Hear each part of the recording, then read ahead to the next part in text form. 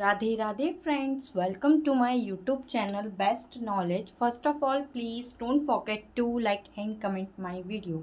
सो आज हम पढ़ेंगे बीएससी फर्स्ट सेमेस्टर में मैथ्स की सेकंड बुक इंटीग्रल कैलकुलस का चैप्टर नंबर 4 रेक्टिफिकेशन का लेक्चर नंबर 1।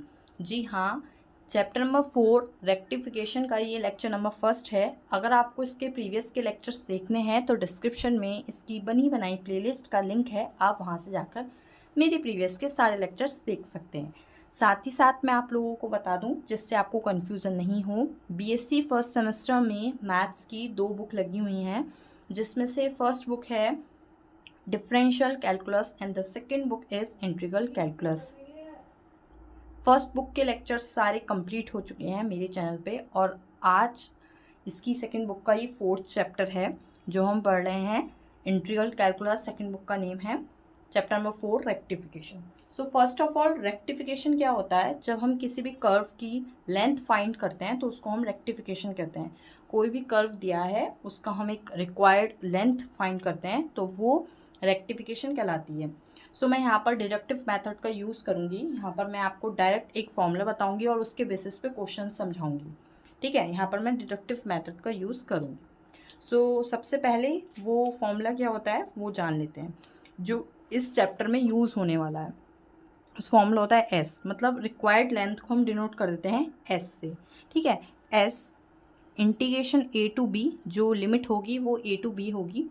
और फॉर्मूला होता है अंडर रूट में 1 plus d y over d x का whole square dot d x. ठीक है, ये होता है फॉर्मूला रेक्टिफिकेशन चैप्टर में।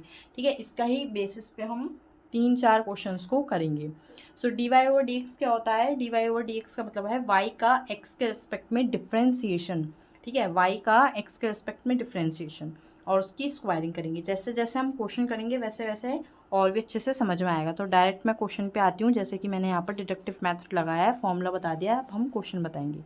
सो क्वेश्चन में जो कर्व गिवन है उसको हम डायरेक्ट करते हैं। क्वेश्चन में जो कर्व है वो दे रखा है y इक्वल्स टू के log sec x। ये क्वेश्चन में गिवन है कर्व। ठीक है, y इक्वल्स टू के log sec x। हमें इसकी लेंथ फाइंड करनी है, इस कर्व की हमें लेंथ फाइंड करनी है। देखिए कैसे करेंगे। सबसे पहले आपको ये कर्व गिवन है और साथ में उन्होंने क्वेश्चन में ही आपको लिमिट भी गिवन कर रखी है, यानी कि ए और जो बी है वो गिवन कर रखा है x इक्वल्स टू के 0 एंड π/3। ये लिमिट है एक तरह से जो हम बाद में यूज़ करेंगे। आप समझ सकते हैं कि a बराबर 0 दे रखा है और b बराबर π/3 है। ठीक है, अब क्लियर हो जाएगा क्वेश्चन। अब डायरेक्ट क्वेश्चन पे आते हैं। आपको देखिए y d y over d x चाहिए होता है। इस फॉर्मूले के अकॉर्डिंग आपको क्या चाहिए? D y over d x. तो यहाँ पर y दिख रहा है, यानी कि हम y का डिफ्रेंसिएशन करेंगे x के रेस्पेक्ट में, तो आपको मिलेगा d y over d x. So आप यहाँ लिखेंगे differentiation with respect to x। x के रेस्पेक्ट में हम डिफ्रेंसिएशन करेंगे। सो y का differentiation with respect to x d y over d x. Log sec x का डिफ्रेंसिएशन कितना होता है? 1/sec x, और sec x का differentiation sec x tan x। देखिए यहाँ पर आपका डिफ्रेंसिएशन जो है वो स्ट्रॉन्ग होना चाहिए और डिफ्रेंसिएशन 11th और 12th क्लास का कॉन्सेप्ट है और आप यहाँ पर ग्रेजुएशन की मैथ्स को कर रहे हैं, तो इतना कॉन्सेप्ट आप क्लियर रखिए कि आपको इस चैप्टर को करने से पहले आपको डिफ्रेंसिएशन खूब अच्छे से आना चाहिए, और नहीं आता है तो पहले डिफ्रेंसिएशन पर प्रैक्टिस कीजिए फिर इसके क्वेश्चंस कीजिए। लॉग एक्स का सिंपल डिफ्रेंसिएशन होता है 1/x। यहाँ पर एक्स के प्लेस पर पूरा है सेक एक्स, तो लॉग सेक एक्स का डिफ्रेंसिएशन 1/sec x, और सेक एक्स का डिफ्रेंसिएशन होता है sec x tan x। Clear. अब मैंने इसका डिफ्रेंसिएशन कर दिया, वैसे ही sec x से sec x cancel. So d y over d x की वैल्यू आपको कितनी मिली है? tan x। क्लियर, ये आप फाइंड कर चुके हैं d y over d x की वैल्यू जो आपको चाहिए। अब हम डायरेक्ट फॉर्मूले में लगाएंगे क्योंकि और कुछ तो हमें ऐसे ही मिल जाएगा। तो देखिए बहुत ईजी क्वेश्चंस हैं, बस आपको ये फॉर्मूला अच्छे से याद होना चाहिए रेक्टिफिकेशन के, तो सारे क्वेश्चंस हो जाएंगे। द रिक्वायर्ड लेंथ के लिए ये फॉर्मूला लगाएंगे। Integration a to b, limit given है आपको क्वेश्चन में ही। ए टू बी मैंने बताया 0 to π/3। A is 0 and B is π/3। Okay, अब 1 plus d y over d x कितना है 10x, 10x का whole square with in under root d x. Clear. अब थोड़ा सा इसको ठीक करते हैं। इंटीग्रेशन में 0 to π/3 एज इट इज़ अभी लिमिट 1 प्लस ये लिखा है 1 प्लस 10x का स्क्वायर को हम इस तरह से लिख सकते हैं 10 स्क्वायर एक्स, 10x का होल स्क्वायर को हम इस तरह से लिख सकते हैं 10 स्क्वायर एक्स, क्योंकि एंगल पे स्क्वायर आ जाता है। ठीक है, तो ये एंगल पे स्क्वायर आ गया 10 square x d x with in under root integration 0 to π/3 1 plus 10 square x की जो वैल्यू होती है वो होती है सेक स्क्वायर एक्स। ये भी आप 10th क्लास में पढ़कर आए होंगे, एक प्रॉपर्टी होती है 1 प्लस 10 स्क्वायर एक्स।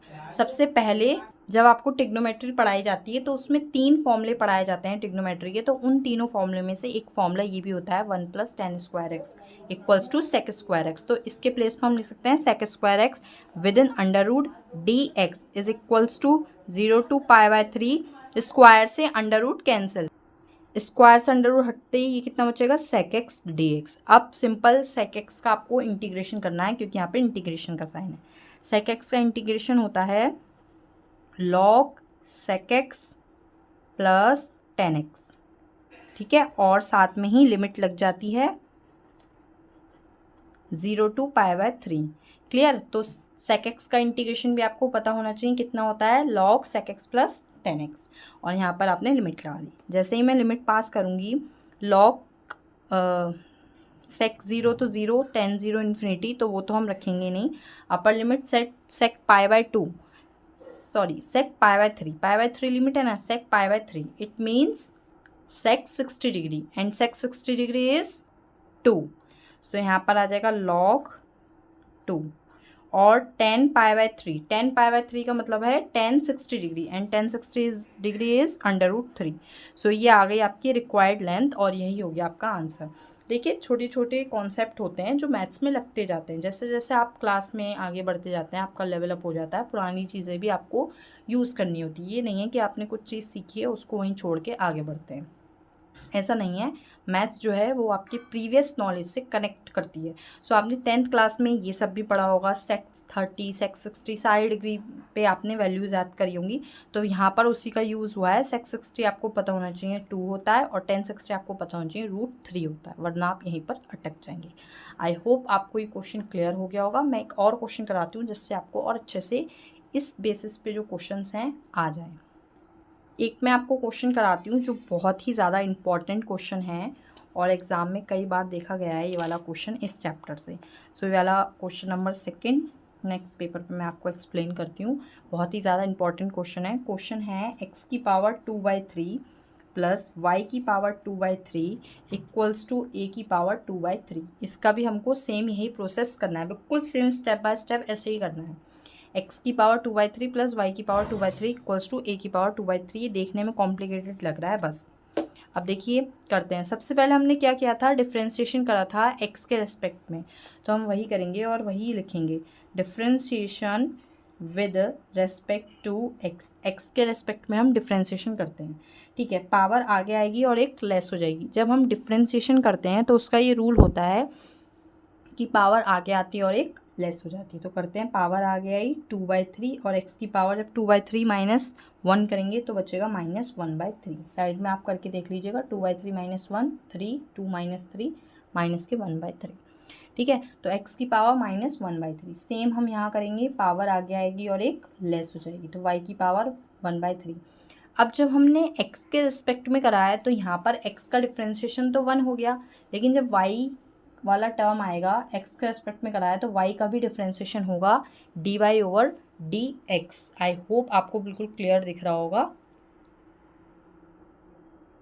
वरना मैं थोड़ा सा जूम इन आउट कर देती हूँ या जूम इन कर देती हूँ। अब सही है, मैंने इसको थोड़ा सा क्लोज कर दिया, आपको सही दिखेगा। ठीक है, सो यहाँ पर y का भी डिफ्रेंशिएशन होगा dy/dx, बिकॉज हम यहाँ पर किसके रिस्पेक्ट में कर रहे हैं, x के रिस्पेक्ट में। और इधर RHS जो में आपका टर्म है उसका डिफ्रेंशिएशन होगा 0, बिकॉज ये कांस्टेंट टर्म है, एक कांस्टेंट वेरिएबल की तरह ट्रीट हो रहा है, तो इसलिए इसका डिफ्रेंशिएशन 0 होगा। ठीक है, यहाँ पर थोड़ा मैक्सिमाइज़ कर दिया तो आपको ठीक से दिखेगा। सो ये मैंने डिफ्रेंशिएशन कर लिया है, लेकिन हमको इस फॉर्मूले का यूज़ करना है और इस फॉर्मूले के यूज़ करने के लिए आपको dy/dx पर फोकस करना है, dy/dx ही फाइंड करना है। तो मुझे यहाँ पर dy/dx दिख रहा है, तो मैं इसको ही फाइंड करने की कोशिश करती हूँ इसकी वैल्यू निकालने के लिए। देखिए ध्यान से देखिए, 2/3 दोनों में से मैं कॉमन लेके यहाँ पर कैंसिल कर सकती हूँ। मतलब मैंने 2/3 और 2/3 इन दोनों टर्म्स में से कॉमन लिया और उसको 0 के पास भेज दिया, तो 2/3 तो आपका ख़त्म हो गया। क्या बचा? x की पावर -1/3 प्लस y की पावर -1/3 dy/dx इक्वल्स टू 0।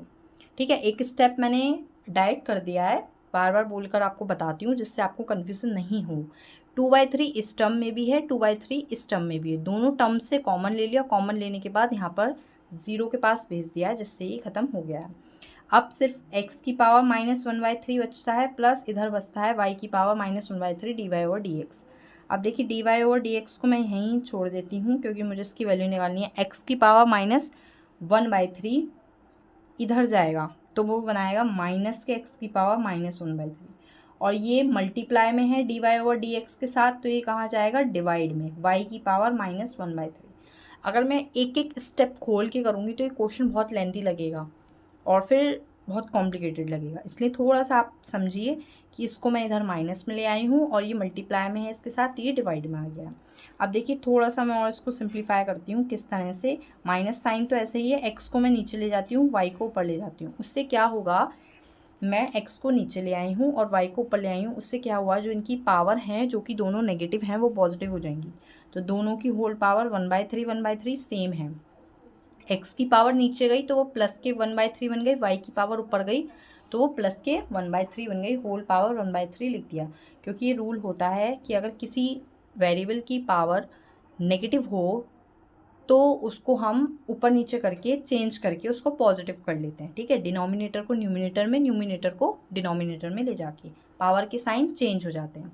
तो इस तरह से हमने dy/dx की वैल्यू यहाँ से फाइंड कर ली। अब सिंपल है, अब आपके पास dy/dx की वैल्यू आ चुकी है। अब देखिए हम डायरेक्ट फॉर्मूले में अगर लगाते हैं तो इंटीग्रेशन, और इसकी मैं लिमिट बनाना भूल गई थी, इसकी लिमिट लगेगी 0 to a। ठीक है, ये सब आपको क्वेश्चन में गिवन होगी, इसकी लिमिट जो है वो लगेगी 0 to a। ठीक है, और फिर क्या होता है फॉर्मूले में, 1 प्लस dy/dx माइनस y/x की whole power 1/3 within √dx। ठीक है, ये मैंने वैल्यू रख दी है। सो इसको अब सॉल्व करते हैं, ध्यान से देखिए किस तरह से सॉल्व करेंगे। 1 प्लस dy/dx का होल स्क्वायर होता है, यहाँ पर होता है 1 प्लस dy/dx का होल स्क्वायर, तो इसकी यहाँ पर स्क्वायरिंग भी होगी। सो देखिए 0 to a 1 प्लस, जैसे ही मैं स्क्वायर करूँगी तो माइनस तो ख़त्म हो जाएगा y/x, क्योंकि माइनस माइनस कितना होता है? प्लस, और 1/3 का हो जाएगा 2/3 विद इन √dx। क्लियर? अब देखिए इसको और सिंप्लीफाई करते हैं किस तरह से, अंडर रूट में रखने के बाद ही। लिमिट 0 to a 1 प्लस, यहाँ पर हम एलसीएम लेंगे, x की पावर 2/3 y की पावर 2/3, यहाँ पर मैं एलसीएम ले रही हूँ 1 के साथ, अपॉन x की पावर 2/3 विद इन √dx। और सिंप्लीफाई करते हैं, जितना सिंप्लीफाई हो सकता है उतना सिंप्लीफाई हम करेंगे। 0 to a लिमिट है, x की पावर 2/3 प्लस y की पावर 2/3 की वैल्यू कितनी थी? a की पावर 2/3, तो हम यहाँ पर लिख सकते हैं a की पावर 2/3 अपॉन x की power 2/3 within √dx। Clear? अब अंडर रूट का मतलब क्या होता है? अंडर रूट का मतलब होता है किसी भी चीज़ की पावर जिस पे अंडर रूट गिवन है उसकी पावर जो है वो 1/2 है। तो देखिए यहाँ पर है a की पावर 2/3 अपॉन x की power 2/3 with in under root. Under root का मतलब है कि पावर 1/2 कितनी है? पावर 1/2। अब 1/2 हो गई तो ये वाले 2 से ये वाले दोनों जो 2 हैं वो कैंसिल हो जाएंगे। कैंसिल होते ही कितना हो जाएगा? इंटीग्रेशन 0 to a की पावर 1/3 एंड x की पावर 1/3 dx। ठीक है, यहाँ पर इस वाले 2 से ये दोनों 2 कैंसिल हुए हैं।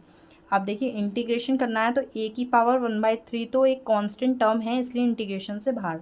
जब हम इंटीग्रेशन करते हैं तो कांस्टेंट टर्म को इंटीग्रेशन के साइन के बाहर लिख देते हैं, a की पावर 1/3, ठीक है। 0 टू a लिमिट 1/x की पावर 1/3 dx। अब केवल और केवल हमें इस टर्म का इंटीग्रेशन करना है, जो कि बहुत आसान है। देखिए कैसे, a की पावर 1/3 बाहर है, इंटीग्रेशन 0 टू a है, इसको मैं ऊपर ले जाती हूँ x की पावर -1/3 dx। अब इसका इंटीग्रेशन तो बहुत ही आसान है, जिसको इंटीग्रेशन अच्छे से आता होगा ना उसके लिए तो बिल्कुल टफ नहीं है।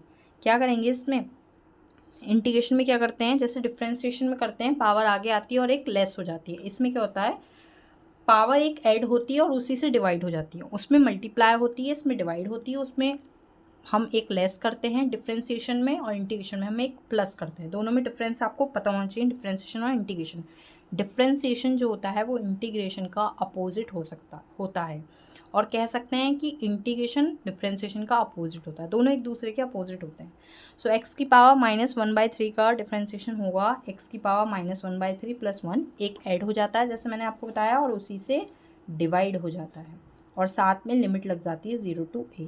सो देखिए यहाँ पर a की पावर 1/3 तो एज इट इज़ है, यहाँ पर जब हम एक ऐड करेंगे तो हो जाएगा x की पावर 2/3, और नीचे भी कितना हो जाएगा 2/3। लिमिट अभी आपकी चल रही है 0 टू a, ठीक है। नेक्स्ट पेज पर बताती हूँ। अब a की पावर 1/3 बाहर था आपका, उसके बाद x की पावर 2/3 है, और जो नीचे बन रहा है आपका 2/3 वो पलट के ऊपर जाएगा 3/2, और लिमिट अभी चल रही है 0 टू a। ध्यान से देखिएगा, तो a की पावर 1/3, 3 यहाँ लगा देते हैं 2, और साथ में जब हम लिमिट पास करेंगे तो ये हो जाएगा a की पावर 2/3 और माइनस के 0, upper limit minus lower limit. So देखिए ध्यान से, जब हम कैलकुलेट करेंगे यहाँ पर 3/2, a की पावर 1/3 एंड 2/3, सो a की पावर 3/3, a की पावर 1 बचेगा। देखिए कैसे, 2/3 + 1/3, सेम बेस पर पावर ऐड हो जाती है। यहाँ पर है a की पावर 1/3 और यहाँ पर है a की पावर 2/3, सेम बेस पे पावर ऐड हो जाती हैं। 1/3 और 2/3 को हम ऐड करेंगे तो आपको कितना मिलेगा, 3/3, 3 से 3 कैंसिल करके 1, यानी कि a की पावर 1।